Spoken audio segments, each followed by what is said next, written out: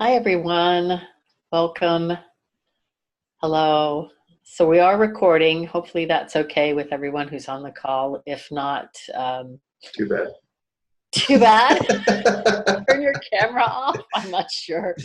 Don't don't put your real name. Put Galaxy X6. So hi, I'm Elise Coit, and this group just started because I was interested in connecting with other people who are working in the field of addiction and sharing the principles. And then when Greg and I talked about that, it seemed like a great idea to get together and see where we could all help each other, support each other, work more synergistically. So this is a pretty free-form meeting. We don't have an agenda and we don't have a theme, although you're welcome at any time to propose one if that feels right to you. Maybe we could start by just sharing who we are and what we're up to. And if you want any reason, if you have any reason that you've come, in other words, you have something you want to bounce off other people or something you just want to think about with other people or a question, I'm totally up for anything that you've come here for and any assistance that we can be to you. I think we would all say yes to that. Craig, did you want to add anything? No, I'm just glad to have everybody here. The last couple of uh, meetings that we've had went really well, and we got some really good topics out of it, good discussion out of it. So I'm excited to see where things head today. Yeah.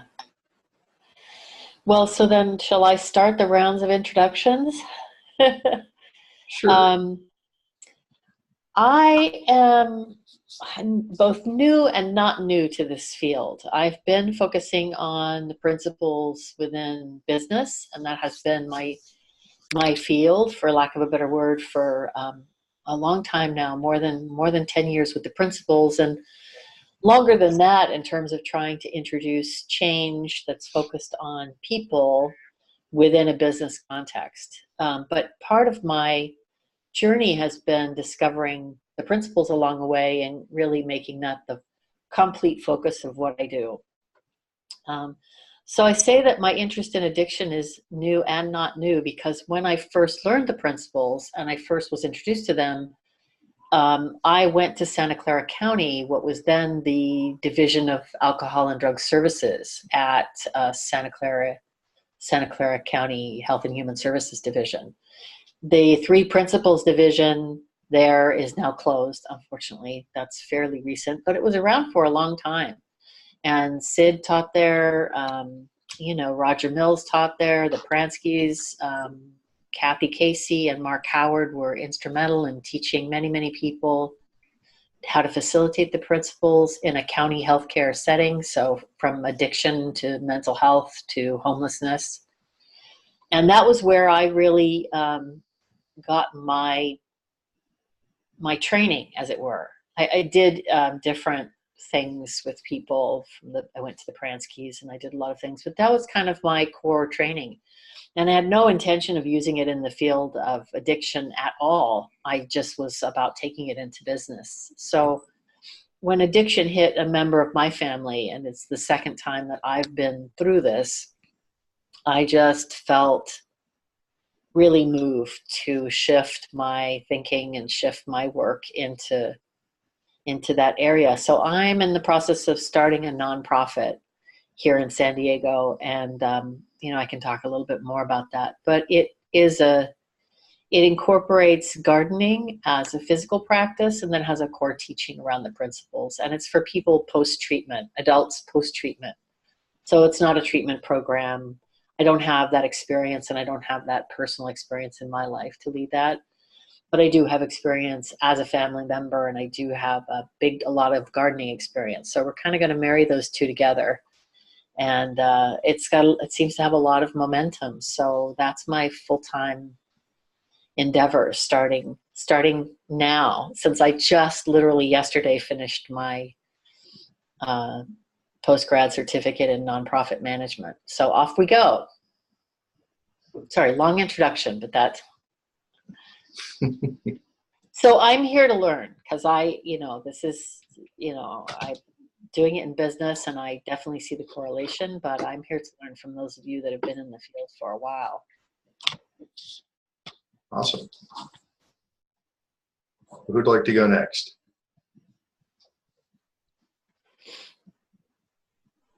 Hi, I'm Bob Shell, and Marty's not here right now. She's, hi, Joel. Good to see you.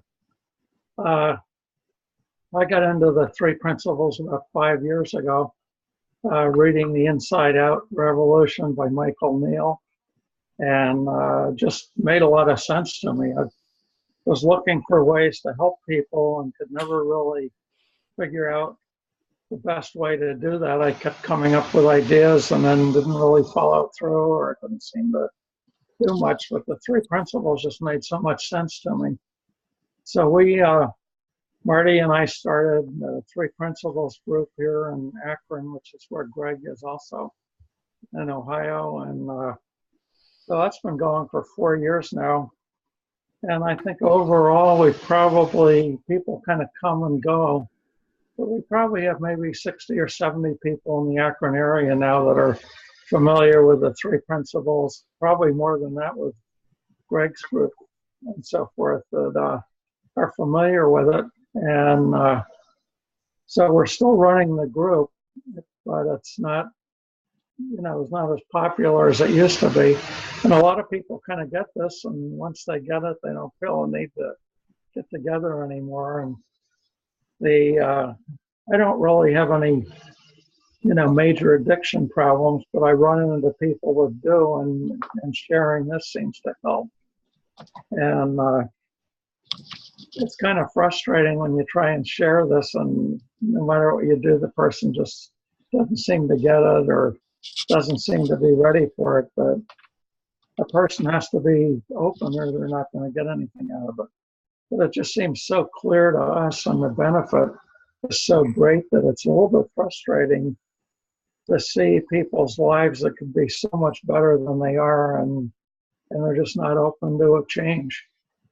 But at any rate, I'm here to learn also, and I love sharing it. Probably my favorite thing to do is I have 2 or 3 people that I coach on occasion, and I don't do it to make money or anything, but it's just a real joy to find somebody that really is open to this and share it, and then see them get involved in it, see their life change, and then they get real excited about it and go out and share, and just kind of like the ripple effect. And I know Joel is, going into high schools and things. He's done such a huge, sharing of this. I'm just very honored to have actually gotten to meet him one day at one of the conferences.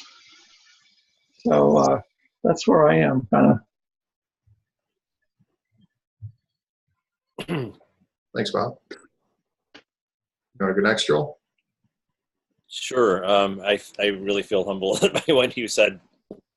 I feel like having been an actor in the past, I feel like I've done a good job portraying myself in a way that looks like something more than it feels like. But I appreciate you saying that. I'm Joel Drasner. I'm in Los Angeles. A little over 3 years ago, I got introduced to this understanding and had such a profound feeling of there was such a profound feeling of liberation from just understanding something different about life. It was so dramatic that it didn't make sense to do any of the other things that I was doing in order to feel better and happy in life. As I continued to look and continue to explore, I went to all kinds of programs within this community. I did the Super Coach program. I did trainings at the Pranskys. And in the past year, I've been working with this teacher named Garrett Kramer in this program called Team Inside Out, and I've had like a second wave of expansion and liberation. And I've just enjoyed my life every day, just sharing this with people in whatever way possible. So I don't have a close connection to the world of addiction, but it's looked like a place where people are suffering and and can use this understanding. So I've looked into it in recent weeks and months. Although I did hear recently that I have a young cousin, 23, who passed from opioid addiction. As I was telling Elise and Greg right before we started, just this week I got a green light to do a test program at a mental health clinic. It'll be a 5-part program to work with the families of people who have loved ones who are in treatment. The idea of supporting them to see their own resilience and well-being that's independent of how their loved one in treatment does, to really help the family know that they're okay no matter what's going on, in order to form a more solid foundation for that person who's in treatment and post-treatment, and maybe to take the pressure off the loved one who's in treatment, who won't have to feel like they have to get better, not only for themselves, but to take care of their families. So we just got news of that today. And then also I'll be starting work with a client for the first time who's struggling with substance abuse on this coming week. So I'm here to learn too, what I can learn and share with them. Thank you.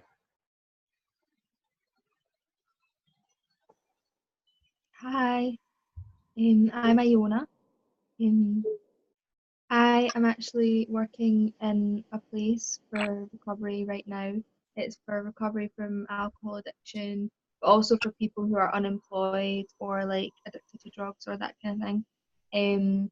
I just work on reception there, and I really enjoy it. I really enjoy just chatting to people, like a lot of the stuff they come out with is just so amazing. Like they're just so real and fresh, and quite often I feel I want to share something, but then I'll stop myself, and it's kind of like you don't want to just put it onto someone totally random. You want to do it in a natural way, that feels right and respectful, but then I also don't want to just completely just keep it all to myself, because sometimes I feel like I've got this jewel just inside me, and with the knowledge of this, and if I don't share it, like what I lost to other people. I'm just kind of interested to see how other people's journeys and sharing are going. Yeah. Yeah. And I'm only 21 as well. I'm so young. So quite often people are like, "Oh, you're so young. Like, what do you know?" Yeah.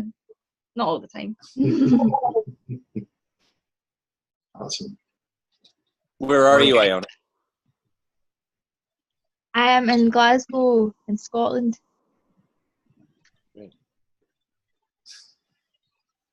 Awesome. Like I said, my turn. So I'm Greg Suki. Bob actually introduced me to 3 principles. It's been almost 4 years, I think.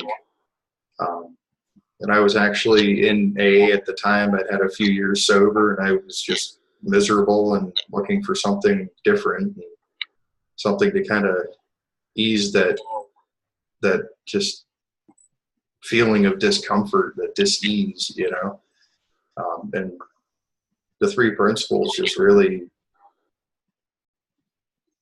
just, it kind of tied everything together for me, because I'd had a pretty profound spiritual experience a few years prior to coming across the principles, and the principles kind of made sense of what happened and what actually happened to me that day.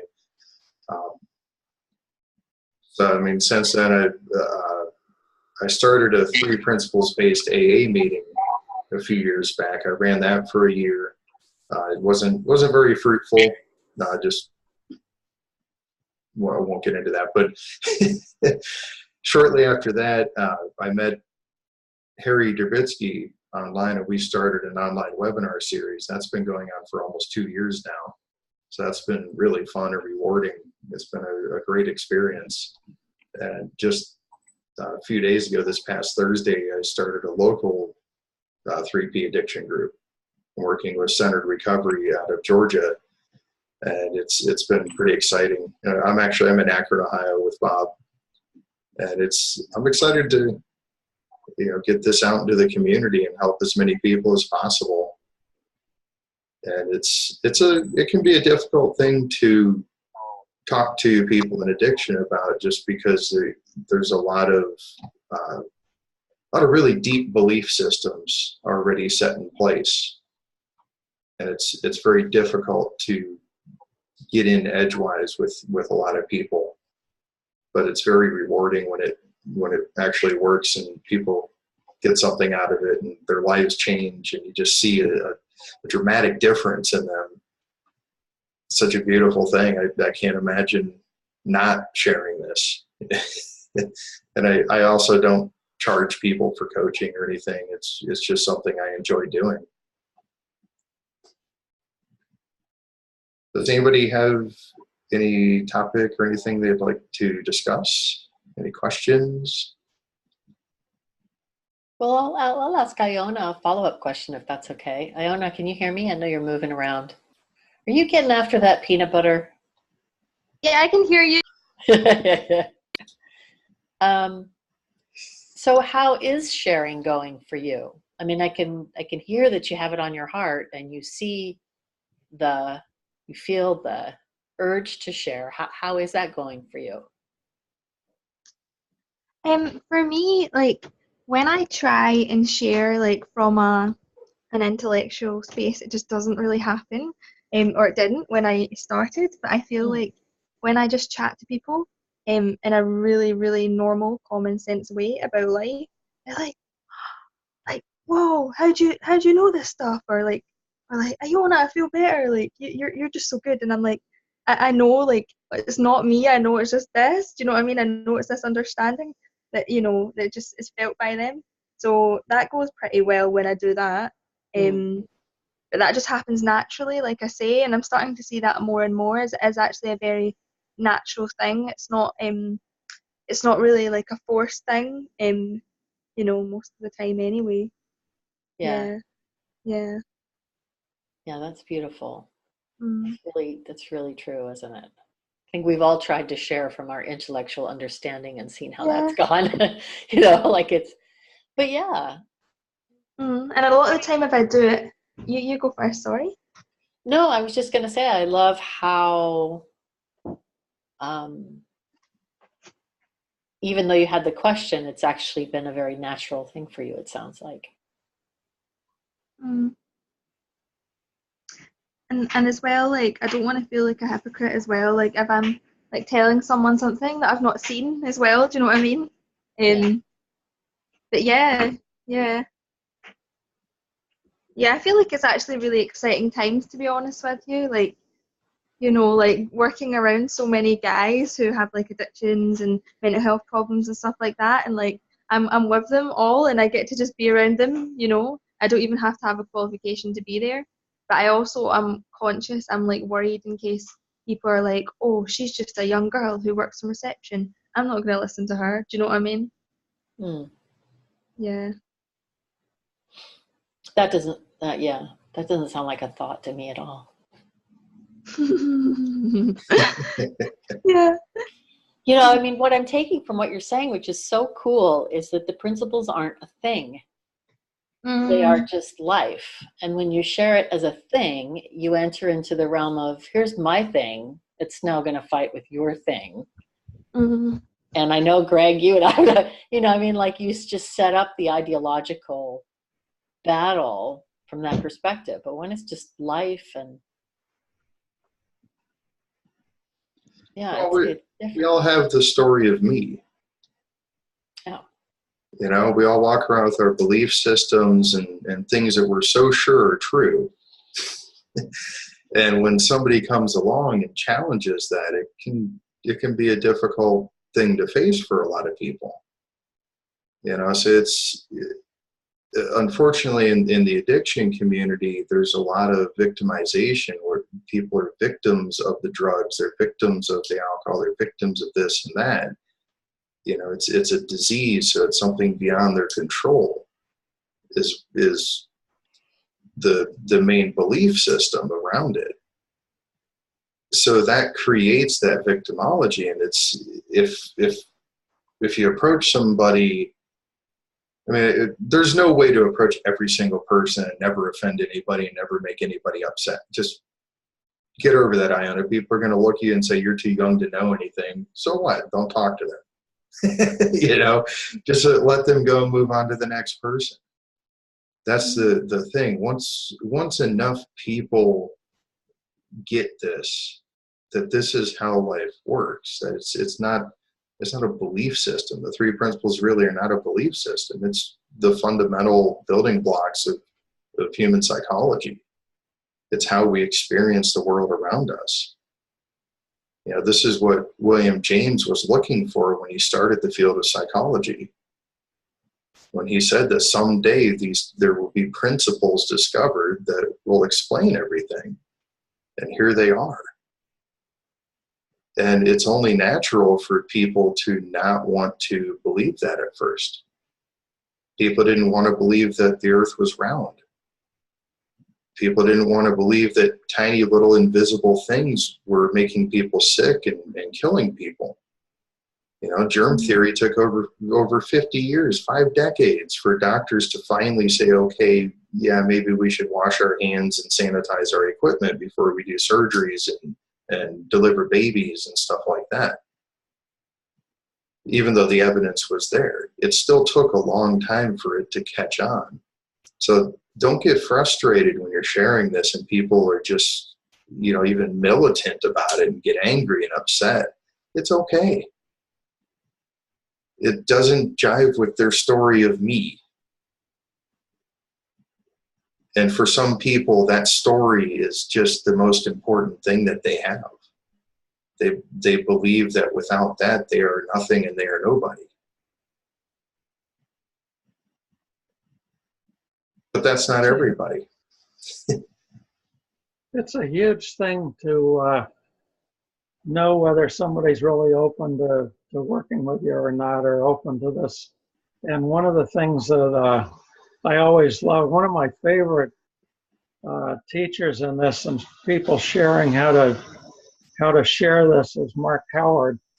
And he always says, you know, always ask permission. And I have something that might be helpful, you know, is it okay if I share it with you or something? And there are a lot of people that just aren't open and, they want to argue with you as opposed to learning something. But there are a lot of people out there that are really open and ready to learn. And if you kind of come across as genuine and authentic, and people feel the caring and the love that you have, and they tend to be more open.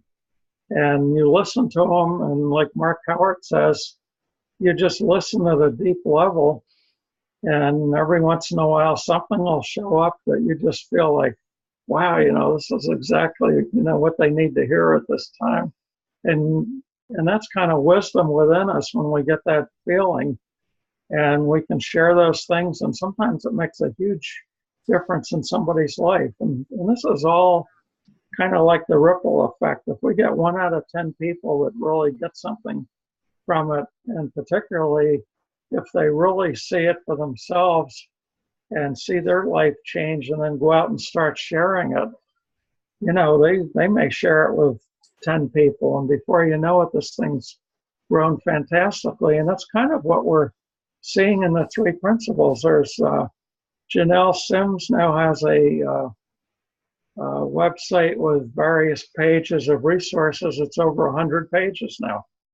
And about 10 years ago, you could hardly find any resources or anything, or maybe a few books. And now you see new books coming out, every week practically in the 3 principles. So it's growing tremendously. And there are really people out there that really need this, and they've gotten to the point where they are open and willing to listen. And I've gotten kind of where I don't say anything about the 3 principles. They'll say something and I'll just say, well, gosh, it sounds like you're really not feeling very good. No, I'm not. Gee, how could I feel good when this and that and the other thing? And then they share their thinking with you, and you kind of say, well, gosh, it seems to be a lot of thinking that you're doing that are causing these feelings that you have. And sometimes you kind of stop them in their tracks. Well, yeah. I said, you could think about this or that or the other thing, and, find something that they're interested in. And pretty soon they're sharing that. And, how are you feeling? Oh, I feel really good. Well, gosh, what happened? You were feeling miserable a while ago. And it's just kind of, and then sometimes they really see it. But it's such a neat thing to just, you just kind of open and you go out and somebody says something and it just seems obvious. It's hard for us that have been in this and really see the truth not to share something. And knowing it at the kind of level we do, and there's always more to learn, but generally you know more than somebody that hasn't had any of this. And so there's a lot of really neat things to share, and you can really, it's so neat, as Greg says, it's wonderful to talk to somebody and all of a sudden you see the light go on. And it's just such a neat thing to know and learn more about and be able to go out and share and make a difference in the world, even if it's a small one with a very few people. For me as well, I'm feeling like I just really enjoy it. I can't not do it. Because I took a wee while of just not really sharing. I was like, right, I can't be bothered. And then it just felt like it was hurting me to not share. Do you know what I mean? It just feels like it just has to come out. Do you know what I mean? Yeah, I just love it so much. I just love it so much. Yeah, I think a couple things I heard in what you said. That alone, what you just said right there is your that's your power source for what it is that you'll do and the impact that you will have on people. And that I don't know you, but I could tell you right now that you're incandescent, and that it's really great to be in your presence. And I'm sure that people encountering you live are feeling that as well. And it doesn't matter what your age is or what your position is. It's just connecting with them from that place, and the whatever truth that you've seen in this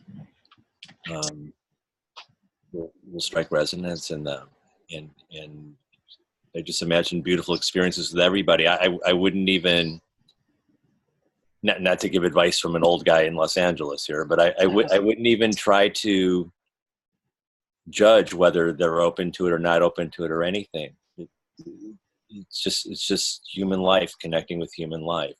This wisdom of the universe itself coming through you, and that feeling and wanting to be connected to everything around you, and you can rest in that and just enjoy it, and it will unfold in ways that will surprise you.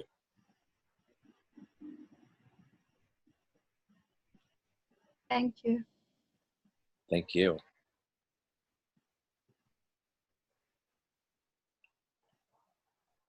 And for me as well, I've been thinking recently, there's something just about enjoying my own life.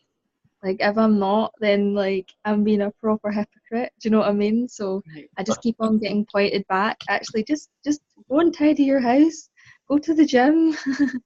And Greg keeps on telling me, go out and have fun. Yeah. So it's like I think this part of me that just needs to step up, but as well not take it too seriously either. Yeah. It's way Thanks, too important everyone. to take it too seriously. Yes. Yeah, and when you take it too seriously, don't take that too seriously. Right. Because sometimes you will, and that's okay too. Yeah, here's the thing, like Bob was saying, you'll come across a lot of people who are just not open. They're not wanting to learn or change or whatever. They may not like things the way they are, but they don't believe there's another way. But focus more on the people who are open. And when people in their life see them change, they'll get curious. And then suddenly a lot of those people who were previously unwilling to learn anything new or be open to it, suddenly they'll be curious and they'll be looking at it and go, wait a minute, You know, what's going on with so and so? You know, she used to be upset all the time and everything, and now suddenly things don't seem to bother her. And it'll start spreading that way, and the people who weren't open in the first place will start opening up because they'll see the changes in people around them. When you see the change, you can't deny it. It's right in front of your face. You know, us coming up and talking about something that sounds very abstract and just, quite honestly, kind of just bizarre and just far-fetched at times. It's a difficult thing to grasp. You know, you can't just walk up to somebody and say, hey, you're creating all of your own suffering. Not pain. Unkind. It's very unkind. Yeah, it just doesn't work that way. They're not going to be open to it and accept it that easily. You know, even though it's true, we just have to, you know, every person is different about how we need to approach them and how to get through to them. Can I ask sort of a woo-woo sort of question? Yeah. Go for it. Okay. So what if, and the reason I'm asking this is because in considering this recently, it's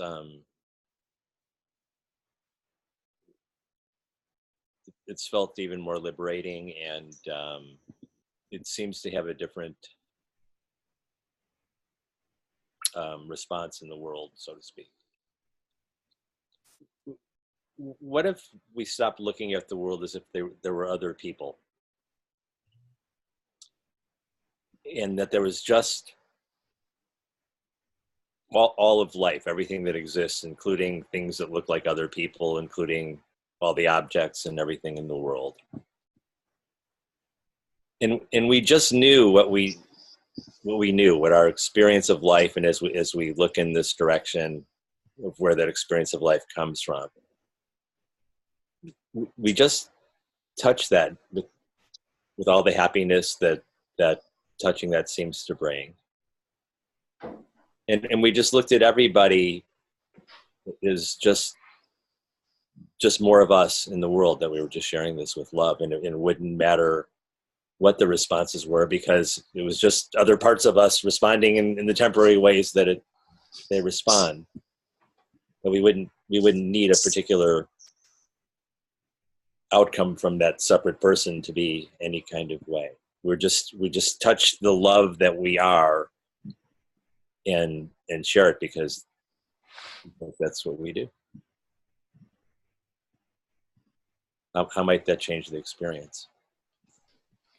It's funny you say that, because I've been thinking about that too, in a slightly different way. But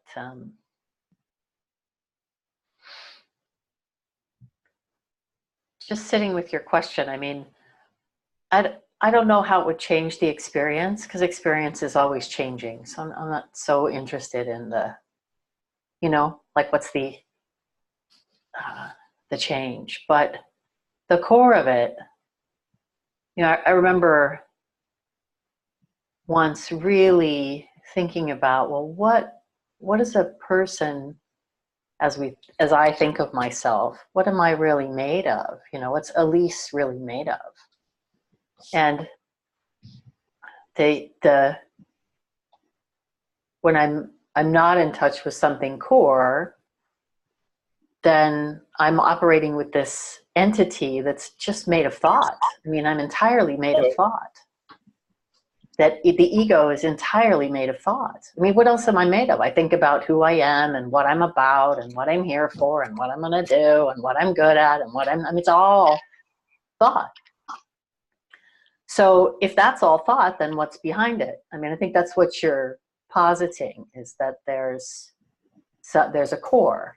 Then there's an entity that is created by. I'm so sorry, my computer died in the middle of my speaking, and I don't know what you heard or what I missed of what you just said. I just came back on.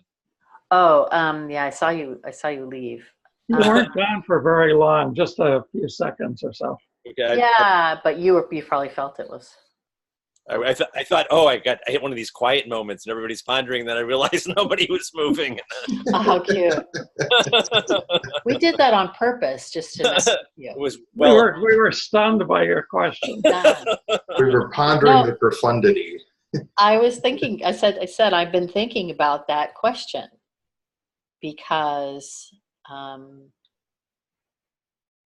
the self with a small s, not the bigger connectedness of consciousness that we all are as source, but the self that we think of ourselves as, and I think of myself as, is made of what? You know, I remember seeing very clearly once, it was just all made of thought. Everything I call Elise is made of thought. Yes. And so it's really easy if you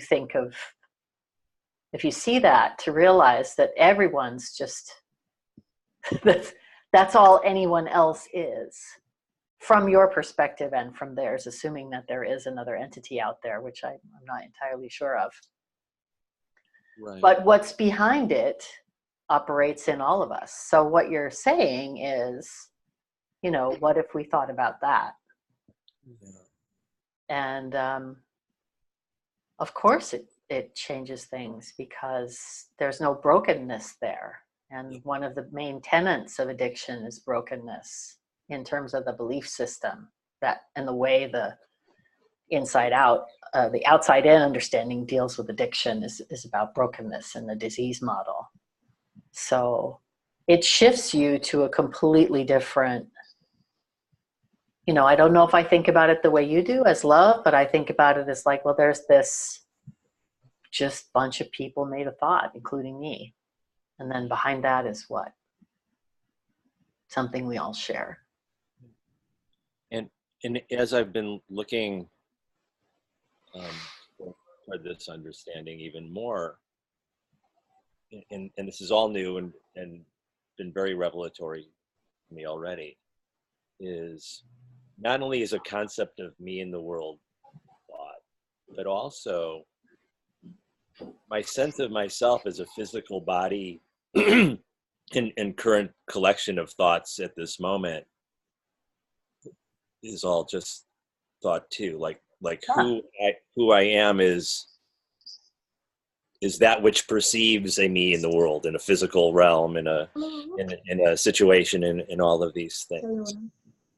But who I really am is that ability to perceive a me, and that's a shared awareness with all and everything and everybody. You know, seeing that I'm more than just my physical body and in my thinking at this moment, and really not just as like a nice spiritual bumper sticker on my spirit car in my head, but like having a real sense that that's true. It's suddenly shifted every arena of my life in a really powerful and impactful way. My as much as I thought up until I was looking this way that my need for things to be different had loosened, it's now really become a different thing. It's like I'm just here watching all of it unfold. And yes, you know, I have preferences and things I want to do in the world, and it's wonderful. At the same time, life just is, and I'm 100% okay with life, whatever it is. And even those words don't explain it very well, but that's the best I got at the moment.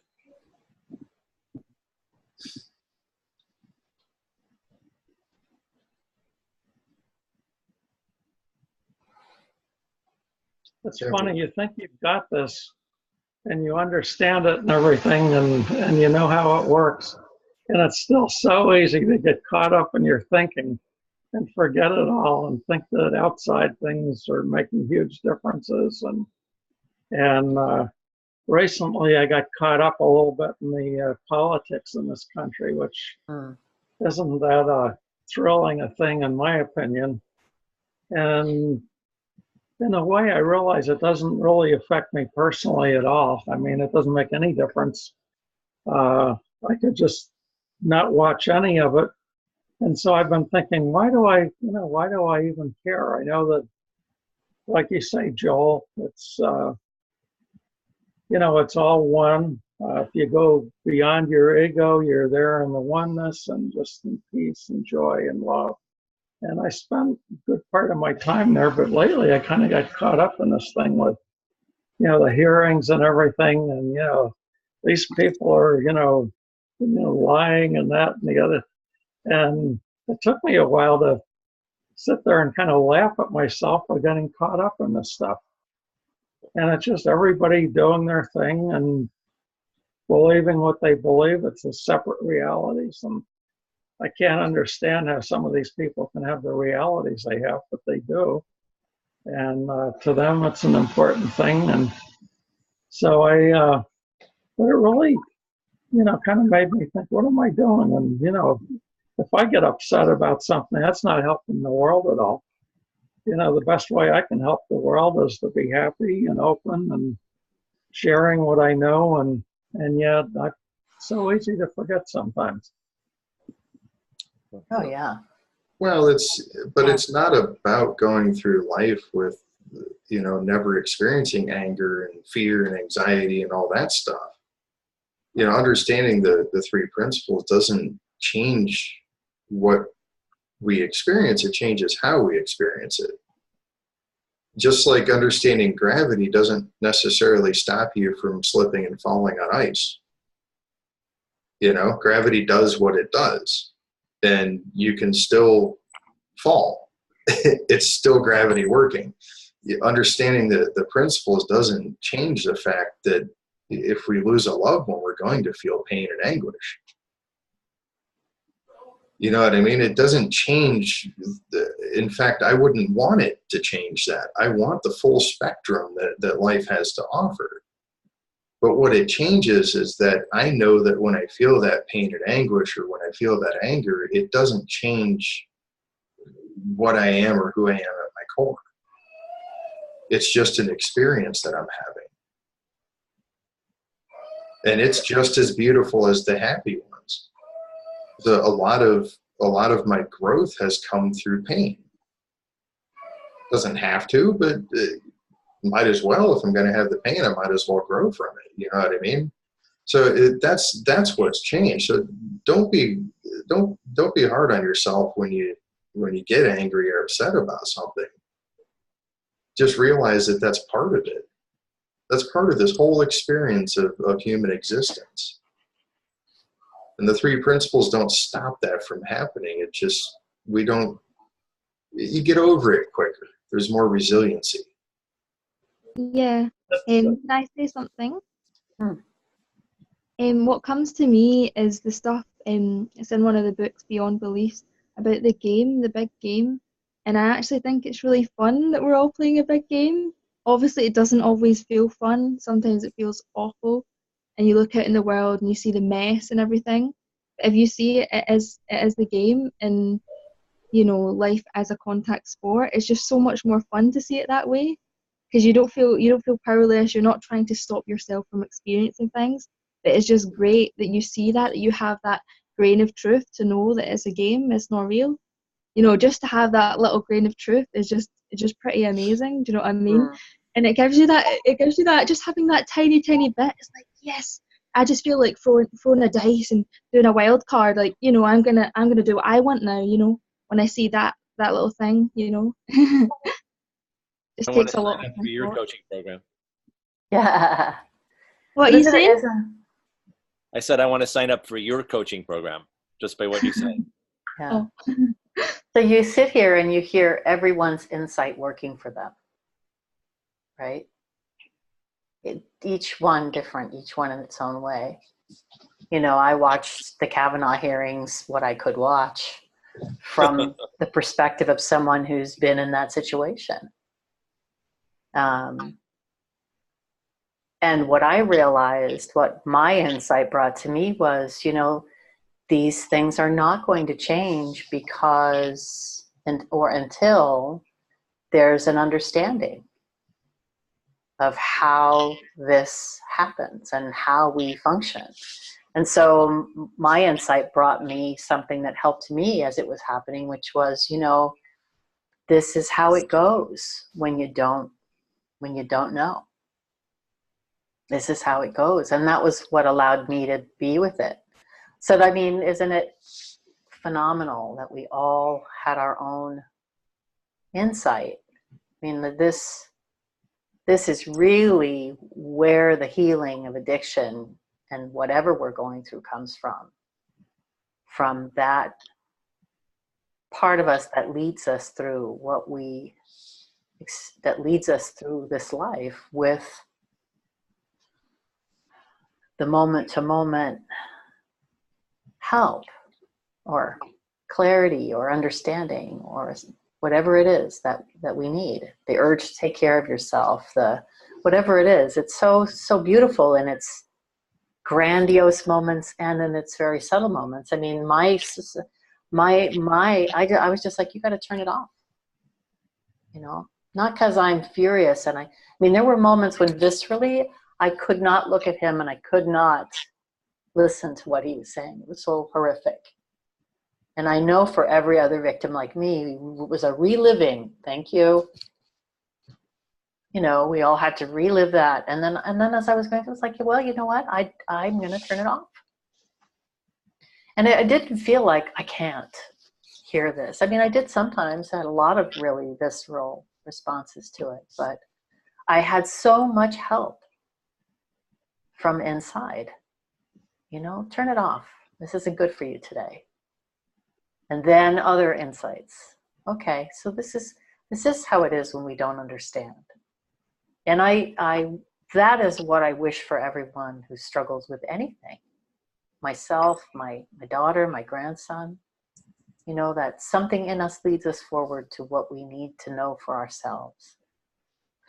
And, if you're not looking for it, it's still there. It's still telling you what you want for lunch. It's still telling you to go for a run. It's still telling you to stick your tongue out in the rain. I mean, there's nothing you can do to get rid of it. So, but if you don't know, you don't know.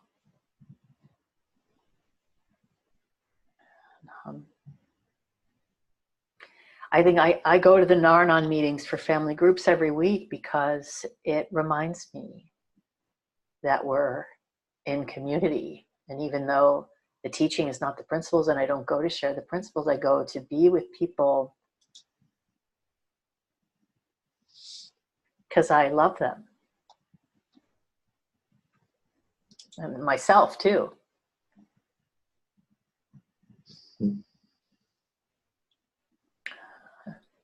And sometimes I'll share something and sometimes I won't. Because fuck knows I don't see it all the time. Who am I to sit there and say, you got to see this thing. You really need this thing. Well, you don't. You got it. You just don't know it. And do I know it? Not half the time. But I don't have to know it because I didn't create it. It was a gift I was given. It was something I didn't have to make. So thank God for that. Because I would have made a hash of that one.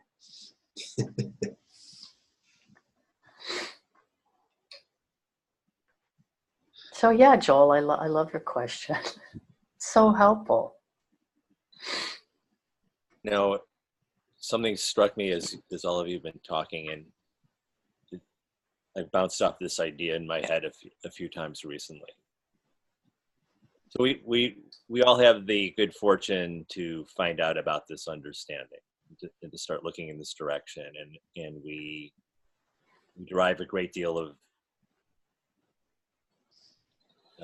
satisfaction, contentment, liberation, however you want to term it. And we have this natural compunction that we want to share this with the world. But what I've been noticing is there's such a subtle membrane that I sometimes cross through where I step off the core of the understanding when I think, oh, the world needs to hear this because this is going to help the world. Because in that, I've suddenly separated myself from the world. And I've made up that the world needs to be different in order for things to be fundamentally better than they are. And luckily, more and more, I find myself catching that lately, and I can laugh at myself like Bob does. And I also do when I get caught up in the political stuff. And when I could just get a glimmer of, oh no, there isn't a separate world that exists apart from my own perception. I'm of that, and we are inseparable. And I could just get in touch with the loving, shared one being that we all are.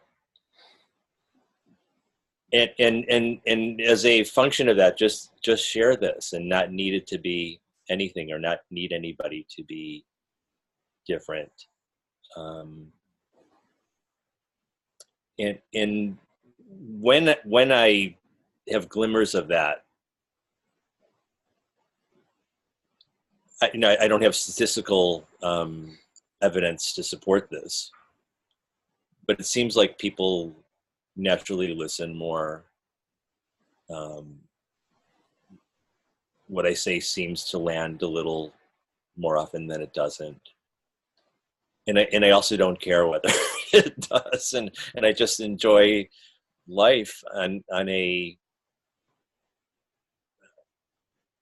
words are so cliche, but on a deeper seeming level. And I just enjoy moment to moment my life.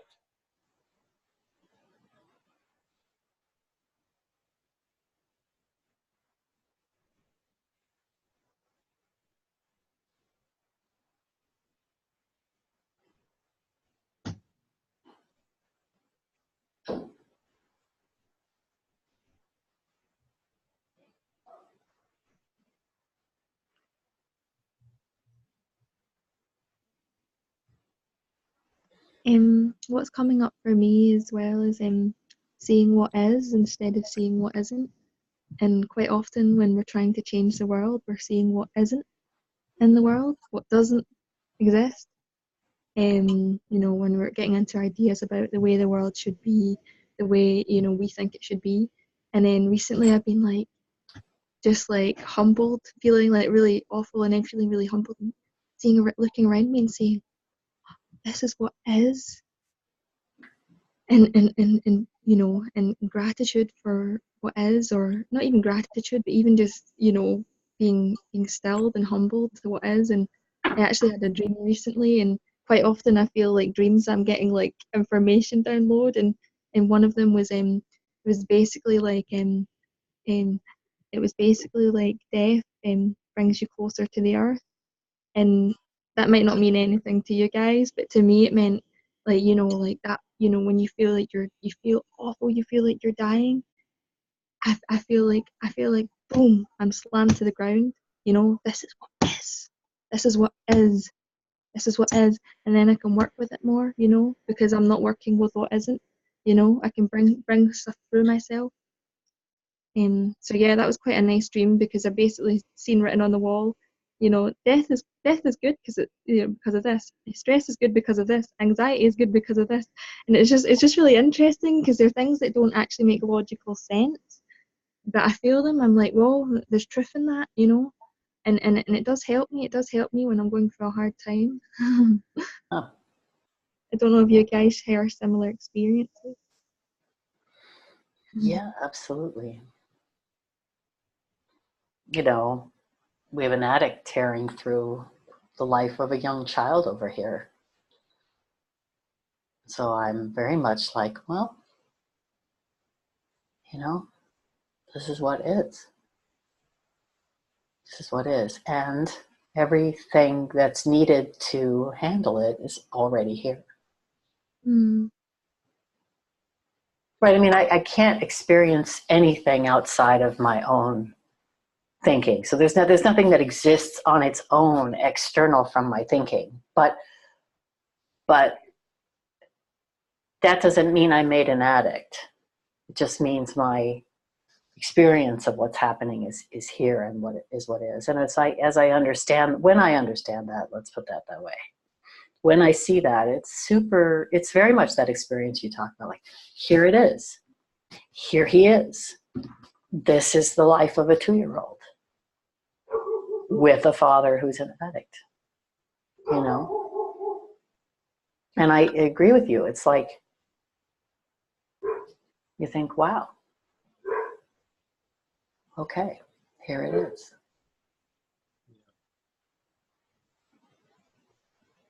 And I guess it's almost like a peacefulness. Like, I feel like when I accept it and see it, and it's like, this is what is, and then I can start to see, like, you know, the health that is there. Do you know what I mean? Instead of being in denial, you know, and fighting with things, you know, seeing that there is health there. Do you know what I mean?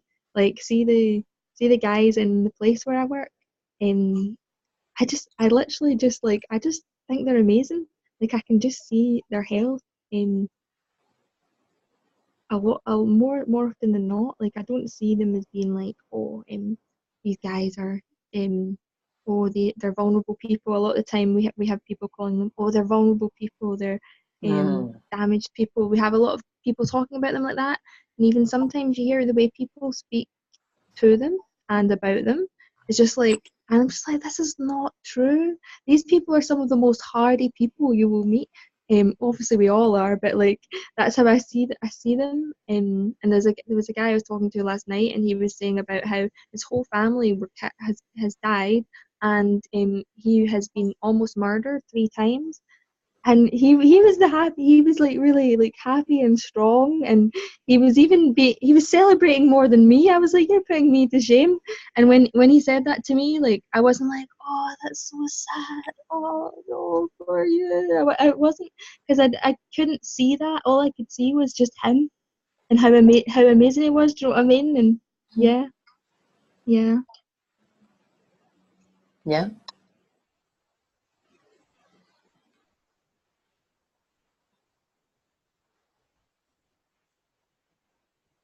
Yeah.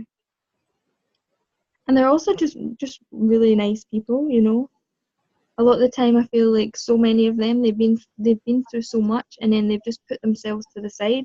They're just so kind. A lot of them are even kinder than me, more selfless than me. I'm just like, whoa. You know. I just enjoy being in their presence, to be honest with you. Like, even more, like, for me, sometimes I feel like I learn more from them, because they are actually quite inside out in general a lot of the time. Yeah.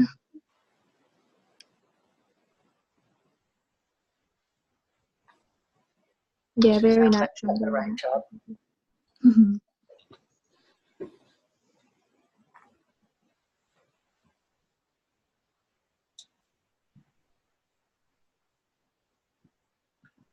One of the things that Sid always said was, an awful lot of people are miserable, and the main reason is because they just can't accept what is. They want what is to be different, and if they could just accept what is, then that would make all the difference. And a lot of times he talked about the isness, which I didn't really get. And, you know, I wasn't sure what he meant by the isness, but I think maybe that's it, that we kind of need to accept what really is and not feel like it has to be different. We can do things to try and improve things and make it different, but, you know, it is what it is, kind of.